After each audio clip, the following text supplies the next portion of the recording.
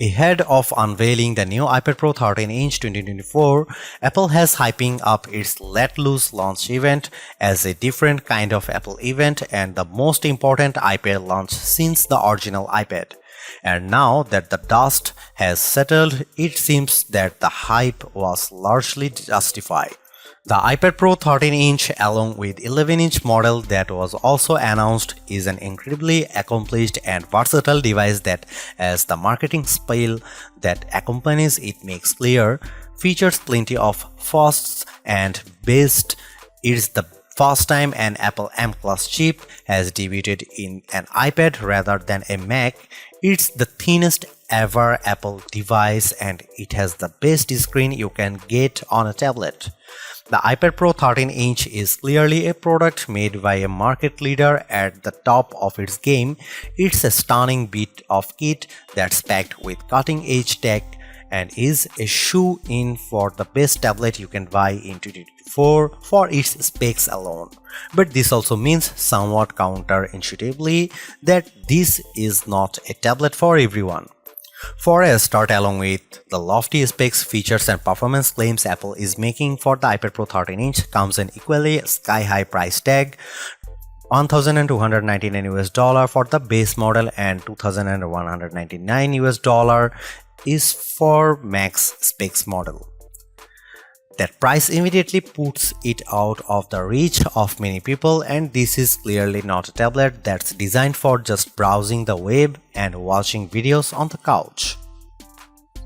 The fact that the new iPad Pro is also a showcase for Apple's brand new M4 chip suggests to me that this isn't a tablet that's simply designed to replace your older iPad, Amazon Kindle or Galaxy Tab, but a device that's designed to replace your MacBook. And when put into that context, the price of the iPad Pro is much more understandable. If you are not looking for the top of the range tablet to replace your laptop and just want something more affordable for casual tasks, the new iPad Air 6 will be much more appealing and it comes with some neat features of its own. However, if you are after an accomplished with a kit that can handle some seriously heavy workloads, including video editing and music production, while also coming in an incredibly thin and light form factor, then the iPad Pro 13-inch could prove to be a very sound investment indeed. The body of the iPad Pro 13-inch 2024 is made with 100% recycled aluminum, and not only is this good for the environment, but it helps give the iPad Pro a solid and dependable feel without being too heavy. The iPad Pro is available in two colors, silver and space black, which is the version I was sent and which you can see pictured toward this review. It doesn't, however, seem to have the same clever fingerprint-proof material found with certain colors of the latest MacBook Air, which Apple terms a breakthrough anodization seal to reduce fingerprints, and after only a short while, the back of the iPad Pro was dotted with fingerprints. The iPad Pro 13-inch 2024 has 4 built-in speakers along with 4 microphones. On the right hand side, when you are holding the tablet in portrait orientation, are the volume buttons, and at the top of is the power button. At the bottom is a Thunderbolt 3 USB 4 port that can be used for charging and connecting peripherals such as USB-C monitors or external hard drivers with data transfer speed up to 40 Gbps. I still believe that the move from Apple's proprietary Lightning port to the much more widely used USB-C for its product including iPads and iPhones is the right consumer-friendly move that allows you easily connect different chargers and peripherals. It should be noted that in Europe the iPad Pro does not come with a charger, just the cable. That reduces packaging and also e-waste, as there is good chance that people will already have a USB-C charger lying around. The cable Apple provides is only USB 2.0, however, which means you won't get anywhere near the maximum data transfer rates the iPad Pro's USB-C port is capable of. This feels like a bit of a mean decision on Apple's part, especially considering how expensive the iPad Pro 13-inch is. A magnetic smart connector runs along the right-hand side of the iPad Pro 13-inch, and this is used to connect and charge compatible accessories like the new Apple Pencil Pro and Magic Keyboard. The use of this new smart connector, however, means the older Apple Pencil does not work with this iPad Pro. When it comes to the cameras, there is both good and bad news. The good news is that 12-megapixel ultra-wide front camera has been moved to the right-hand side, which means that when you use the iPad Pro in landscape orientation, the camera is at the top of the screen. This makes video calls much more comfortable and intuitive, and logging in via Face ID also feels easier. This is a design upgrade that many iPad Pro owners had been asking for, and it is very welcome. What is less good news, however, is that on the rear cameras, 12-megapixel f1.8 rear camera that can film up to 4K at 60 fps with a LiDAR sensor to assist with autofocus and an adaptive True Tone Flash, which Apple claims improves document scanning by using AI to detect when you are taking shots of a paper document and removing shadows from images by taking multiple shots. Meanwhile, the LiDAR camera is also used for 3D and spatial awareness, allowing the iPad Pro to scan rooms and identify objects, and allows for augmented reality apps to cleverly overlay virtual objects in the real world when you are looking at the iPad Pro's screen. Why isn't this great news? Well, you might notice that the new iPad Pro actually comes with one less rear camera. That's right, the iPad Pro 13-inch 2024 and the 11-inch model don't have the ultra-wide camera found on previous models. While Apple hasn't commented on why it decided to drop this camera, it could be due to Apple's desire to slim down this model or even to stop the price tag being too high.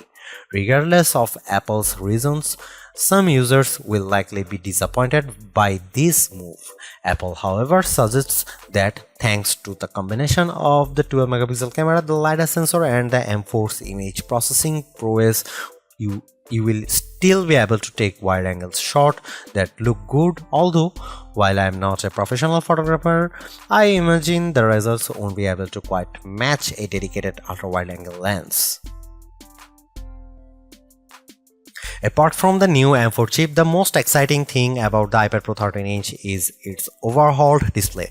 Compared to the mini LED technology of the previous model's display, the new iPad Pro's OLED tech offers much better contrast, especially for HDR content, and is much brighter too, with a maximum full screen brightness of 1000 nits. Compared to the 1600 nits of the 2022 model. I compared the new iPad Pro 13-inch 2024 and the 2021 model, which features the same display as the 2022 one side by side, and several differences were immediately apparent. Watching the same Dolby Vision 4K footage, the new iPad Pro 13-inch offered more detail in very dark scene, with textures visible that are obscured by shadows on the 2021 model. There was also no visible bloom with the iPad Pro 13-inch 2024, which is where some light leaks from bright objects into adjacent dark areas. Comparing the iPad Pro's screen side by side, other more subtle differences were noticeable. For a start, the color temperature of the new iPad Pro's screen is warmer than the 2021 models, which means whites had a slight yellow tint compared to the blue tint of the 2021's screen.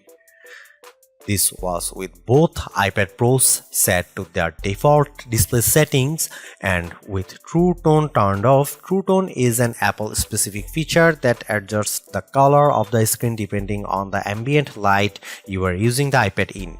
By default, this is turned on, and for casual use, I recommended you keep it on for the best image quality. Although, if you are working on a project that requires color accuracy such as photo editing, then you will want to turn this off. As usual, the iPad Pro 13-inch 2024's screen offers support for the wide P3 color gamut. The color temperature difference won't be immediately noticeable unless you turn off true tone and have two iPads next to each other, and even then which display looks better will be a matter of taste. I actually slightly prefer the cooler color temperature of the older model. Watching movies both through the Apple TV Plus and Disney Plus, as well as viewing photos and playing games, was an absolute joy on the iPad Pro 13-inch 2024, with colors looking bright, lifelike, and vibrant. As far as tablets go, you won't get a better viewing experience. The screen also comes with ProMotion technology that enables adaptive refresh rates between 10Hz and 120Hz, depending on what you are doing. This means that scrolling websites and social media feeds feels smooth and responsive, and games look feel great as well. The display of the iPad Pro 13-inch 2024, which Apple calls Ultra Retina XDR, is capable of lower refresh rates than its predecessor, which won't make too much of a difference viewing wise but could help to prolong battery life when a fast refresh rate isn't needed. The 13-inch iPad Pro has a slightly larger screen compared to the display of the previous 12.9-inch model, but it also has a higher resolution which evens out the pixel density, so it's pretty even between generations at 264 ppi for the new Pro compared to the older model's 265 ppi. The more pixels per inch a display has, the sharper and more detailed the image quality. The iPad Pro 13-inch 2024 uses some rather unique technology dubbed tandem OLED. This is essentially two OLED displays layered one on top of the other with their combined brightness resulting in dazzling images. Some OLED displays can struggle with peak brightness, and this tandem technology is an attempt to rectify that. It certainly seems to have worked, as I had no trouble with viewing the iPad Pro 13-inch 2024's screen in all manner of lighting environment, even outside in bright sunlight. By effectively halving the burden on each panel to display bright pixels, such OLED screens should avoid instances of burn-in, where static images can sometimes remain visible after they have been displayed, an issue that OLEDs can be susceptible to. During my time reviewing the iPad Pro 13-inch 2024, I didn't see any evidence of burn-in, although this isn't necessarily surprising, as it often only starts to appear after many hundreds of hours of use. Regardless, I never worried about it either.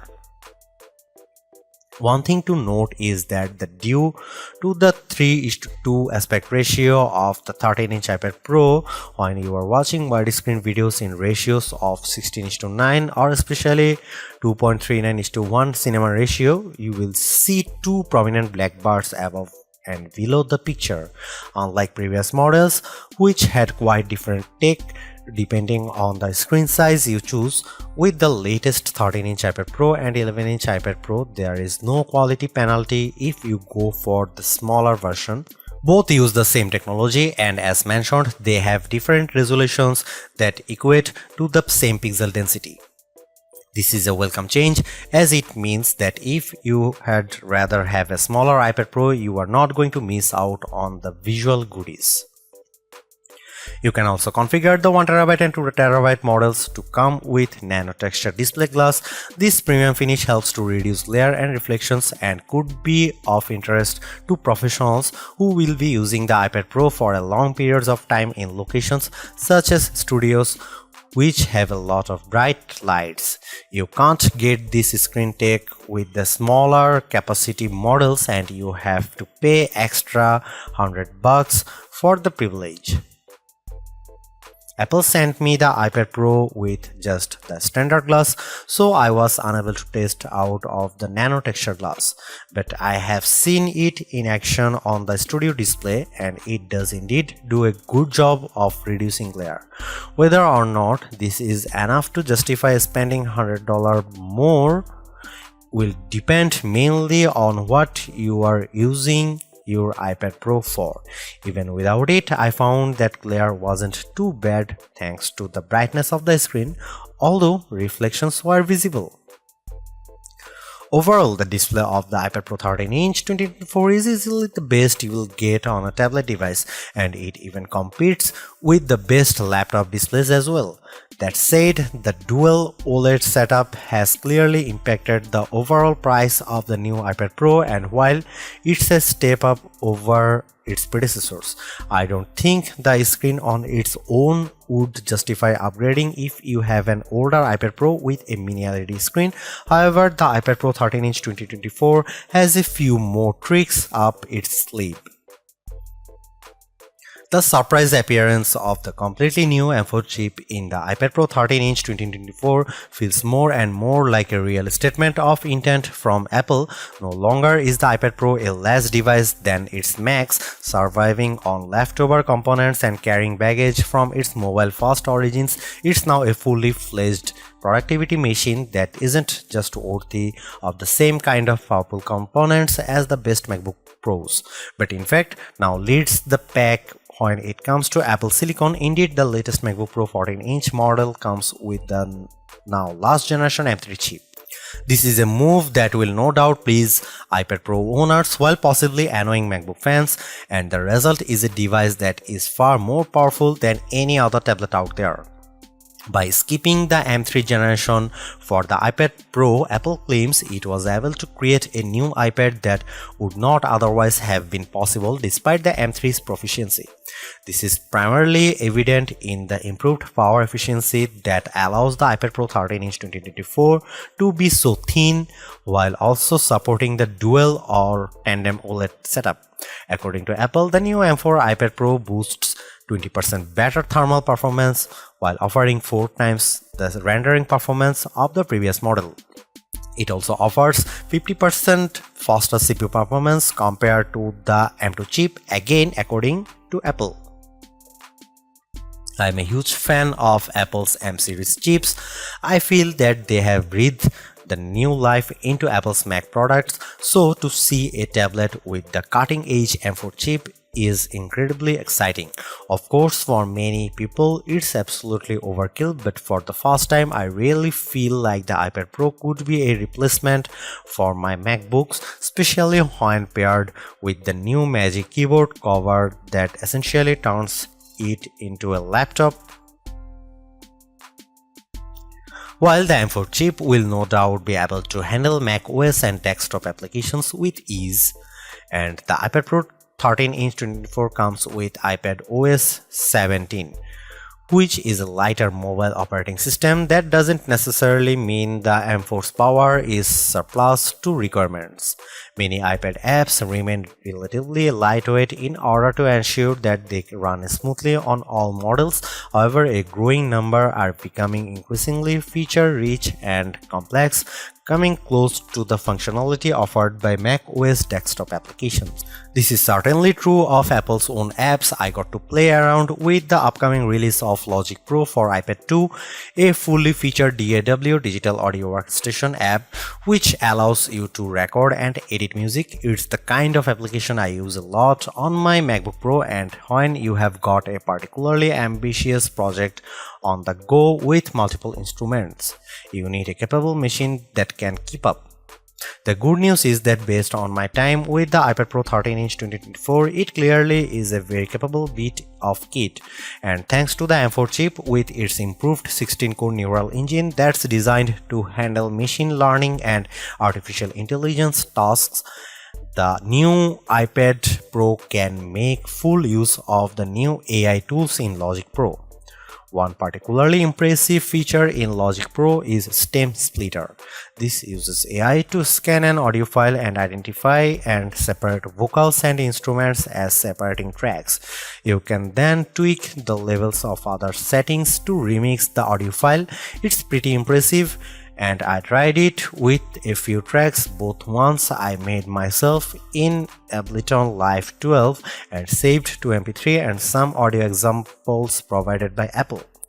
Unsurprisingly, all the iPad apps I tried on the iPad Pro 13-inch 2024 ran extremely fast, and apart from a single crash in some early software, which is to be expected, the iPad Pro's performance was rock solid. Watching media was a joy thanks to the gorgeous screen, and the included speakers were loud and clear. And while you'd want to use external speakers or monitors for working on audio projects, the built-in speakers certainly punch above their weight and are especially impressive considering the slimline design of the iPad Pro 13-inch. The App Store for iPadOS features a huge number of games, and the titles I played on the new iPad Pro looked fantastic on the large OLED screen, and then they run brilliantly as well. The M4 chip also brings hardware accelerated ray tracing to an iPad for the first time, and in graphically intense games like Diablo Immortal, the results are very impressive with realistic lighting, shadow and reflection effect. Having said all of the above, unless you are looking for a tablet device that's powerful enough to replace your laptop or PC, the performance on offer here is, as I have mentioned, probably overkill. Certainly, for most tablet use cases, such as browsing the web and watching movies, there are much more affordable options out there. However, this is the first time I have seriously considered using an iPad as a replacement for a MacBook, and if more apps are released for iPad OS that take full advantage of the potential of the M4 chip, I might just be persuaded to do that. The iPad Pro 13-inch 2024 is the best tablet Apple has ever made, and the company has clearly thrown everything at it. You get an amazing OLED screen, a powerful M4 chip, and a ridiculously thin and light design, and if money is no object, this is an incredible bit of kit. However, for the vast majority of us, money is an object, and a very important one, and it's hard to justify the huge price tag unless you are going to be using this as a laptop or desktop replacement for serious creative workloads. If you just want a tablet for relaxing on the couch and scrolling the web, this isn't for you. Check out the new iPad Air 2024 instead.